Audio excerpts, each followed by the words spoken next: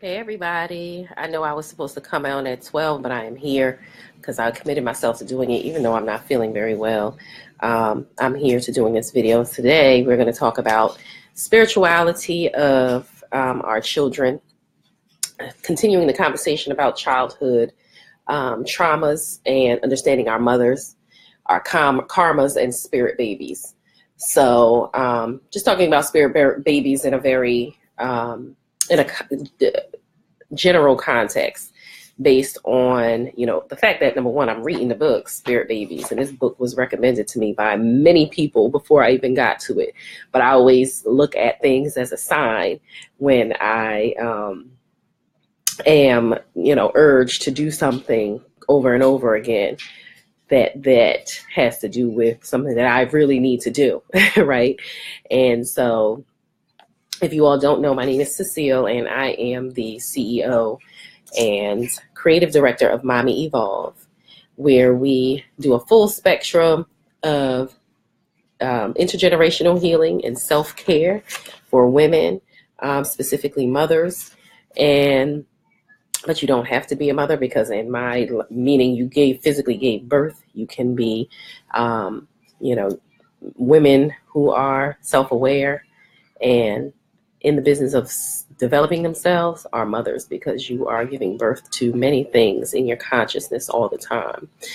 So I wanted to read a couple of passages from this book that really hit me and really connected me to the conversation that we were having last week about childhood trauma and trust, and really understanding how, when we don't make that connection as a child with the way that adults in our lives react to us or interact with us, then we develop this sense of not being able to trust very well. It becomes very distorted for us. And so I really wanted to continue that conversation. One, because in my Evolve the Inner Mother class, we spend 2 weeks on the conversation of childhood traumas and understanding our mothers. And of course, that leads us into really understanding ourselves and trusting ourselves again, or getting more connected to ourselves. So I'm spending 2 weeks on, or 2 lives on, this conversation as well. So let me just read a couple of the points that Walter McKitchen makes in his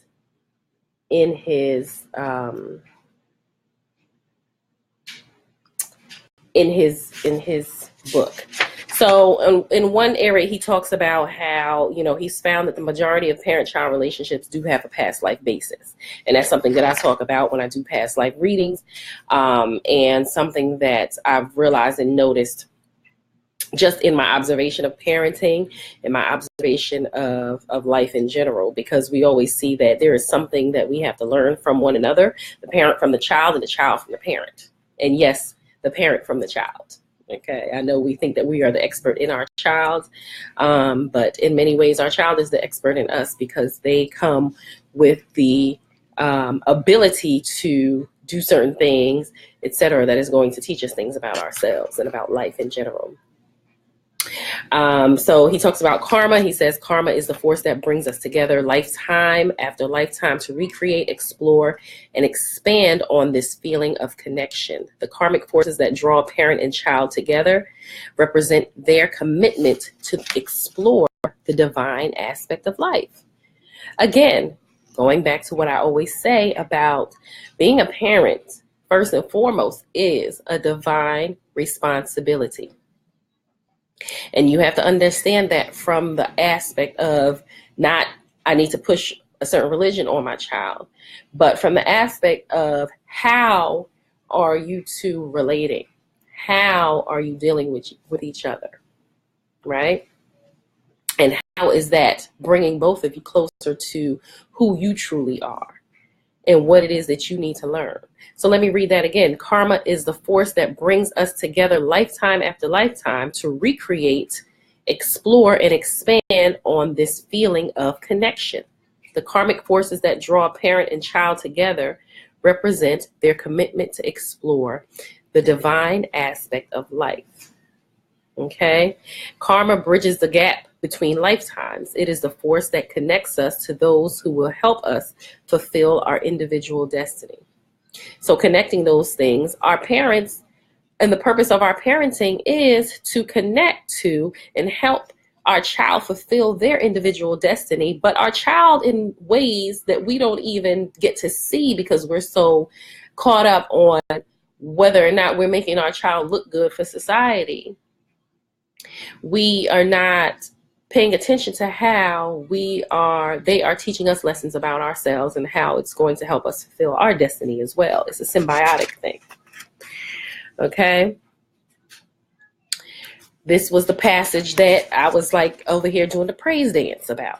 Okay. Because I couldn't have said it better myself. I think that because he's a medium and he's spent many, done a lot of energetic readings on parents and their babies. He can put this into words that are so specific. But parents welcoming a baby into their lives take on the karmic needs of that child. They commit themselves through an energy form known as the conception contract to provide the child with the means necessary to fulfill their individual destiny. In a very real sense, they take responsibility for the karma of their child. That's deep. I need to read that again. Because we need to, first of all, karma can be changed. So let me just say that. Okay. So, everything doesn't have to be, if you have a karma and you feel the need to change it. So for example, in this book, he talks heavily about how some people just don't have the karma for having children, but then in this life, they decide that they want to, they make the decision. But this is important for us to know as parents in terms of how we want to control our children. We want them to, do X, Y, Z when they're telling you that, listen, that doesn't make me feel the best, or that doesn't give me the boost in my understanding of myself and life that I need. And that's really what it is. Does that thing that our child wants to do give them that boost in themselves that brings them to the highest understanding that they need to have? I'm sorry for the lighting, y'all, but I'm in my bedroom. I couldn't be out there in the office desk because my husband is watching TV. And this is even more intriguing to me because I did a past life reading on my daughter. And two of the cards in her reading showed that she had abandonment issues and had been an orphan in past life. And my daughter has always been very clingy to me, and I have always felt the need to feel like I had to swoop over her and protect her extra. And I do think that has something to do with both of our past lives and the contract that we made with one another in this lifetime, right? And that's why I say the past life readings are so powerful for us to do on our children, because we get to understand some of the energetic things that we bring into this lifetime with our child. But let me read that passage again, and you tell me what you think. I want to hear what you think as well, and how that hits you, how that resonates with you. But it says, parents welcoming a baby into their lives take on the karmic needs of that child. They commit themselves through an energy form known as the conception contract to provide the child with the means. The parent provides the child with the means necessary to fulfill their individual destiny. So that ain't gonna look like everybody else. Okay? Because all of our destinies, it may collide and it may, coincide, but it ain't the same. Okay? In a very real sense, parents, take responsibility for the karma of their child. So in order to take responsibility for the karma of someone else, do you not need to understand yourself deeply enough to know what your karmas are? Right? And I think that this is where we create childhood traumas and childhood issues with children, because we're so intent on trying to make them fit into a box. and so intent on trying to do things based on what society says that they should do, instead of being based on spiritual principle and really understanding their needs. And this is the power of indigenous cultures too, right? Because in indigenous cultures, children come into life with their spirit already being read, and there being an understanding of what their destiny is.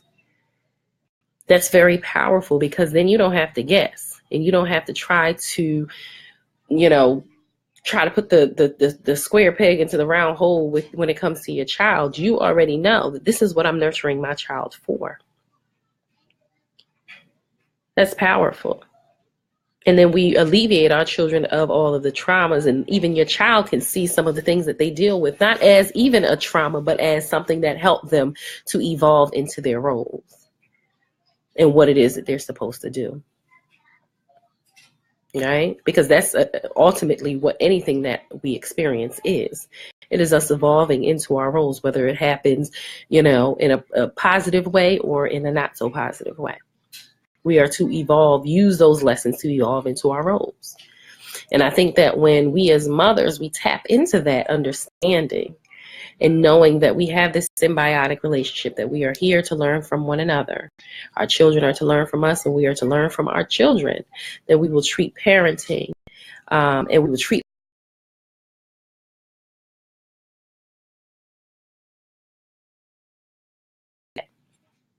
that went out for a second. We will treat ourselves in a more delicate but powerful way. And so we need to really reconnect to this understanding of our child is part of our karmic lives, and how that will play out for us as well as for them.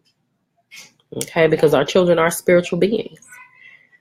Our children are spiritual beings, and they need to be treated as such, not as a commodity, not as something that's going to just make us feel good about ourselves, or to make someone else feel good about the fact that we are in existence, or those kinds of things, but to really have an intentional connection to having and raising and rearing a child, an intentional spiritual connection. Okay. And then he talks a little bit about, this is the book that I'm reading from, actually, to have this conversation, by the way. Highly recommended. As I said, it was something that several people over the years have told me that I need to read. And I'm reading it and I'm like, yeah, I should have read this, right? Everything happens in its own time. But it says, I have often found, and he's talking to himself, he is a medium and a clairvoyant who was able to connect with spirit babies through some experiences that he had. But he says that I have often found that because of their karmic connection to their parents, and this is spirit babies can play a role in resolving issues from past lives. Okay. And he also says that sometimes the karmic link to a spirit baby is stronger to one partner than to the other. Okay. And that's, I think, critical to know too, because as mothers, I know we understand that we are the ones that raise the children, but sometimes the lesson is for the father as well. The past life connection is for the father. Okay. And not just for us.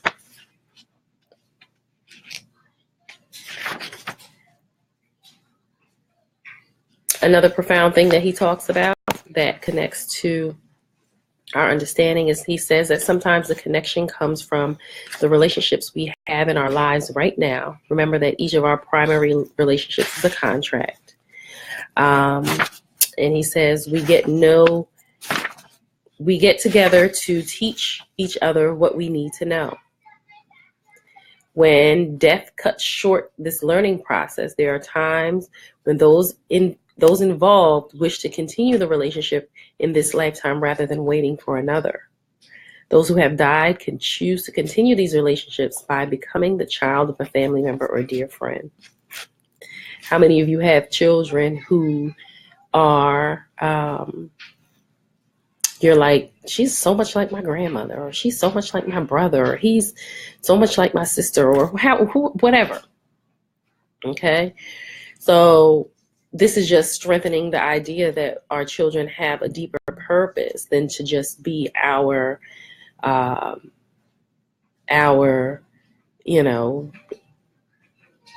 things that we, it's like some kind of lab experiment type thing. No, they already come to Earth with a strong purpose. They already come to Earth with something that they need to fulfill.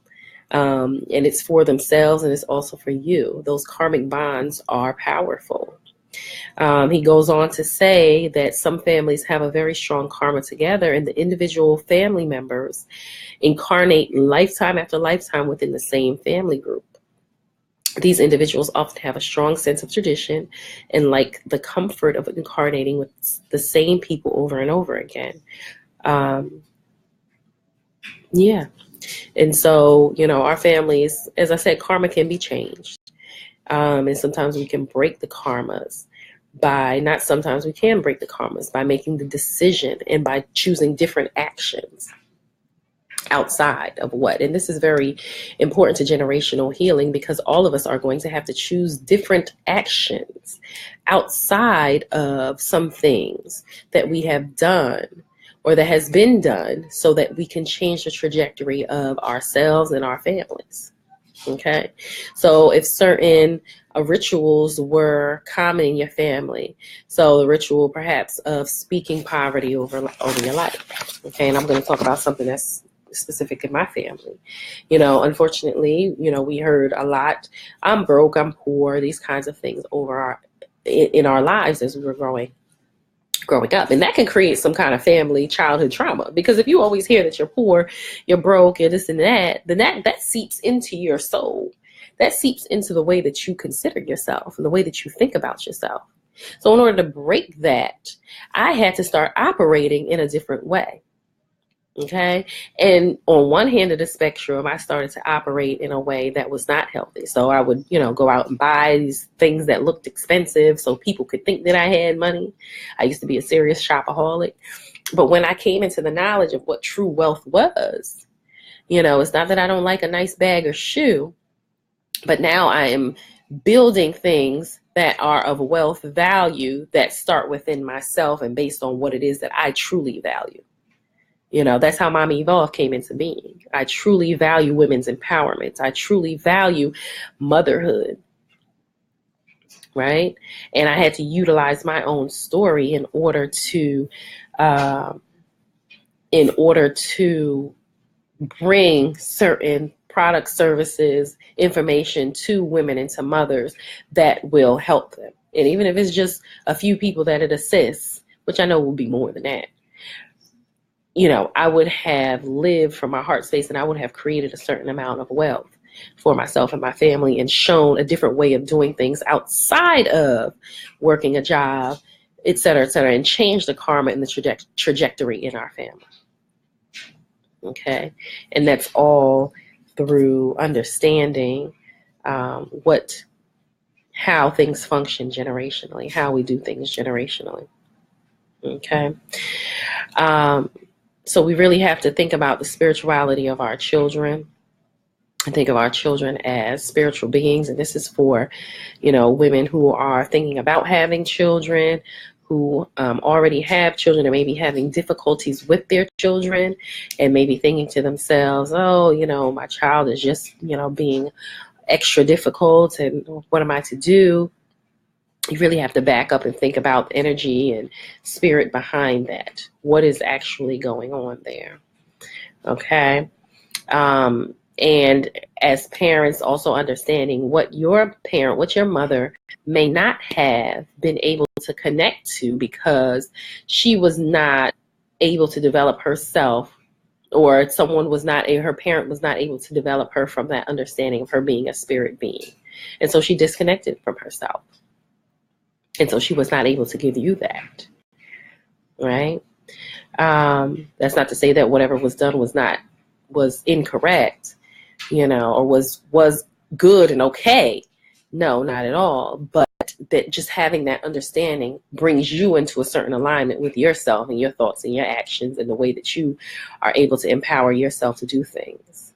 Okay, so I highly recommend, I'm not going to stay too long, but I highly recommend this book for parents, soon to be parents, women who want to be parents. It is a powerful, powerful book about the spirituality behind having children.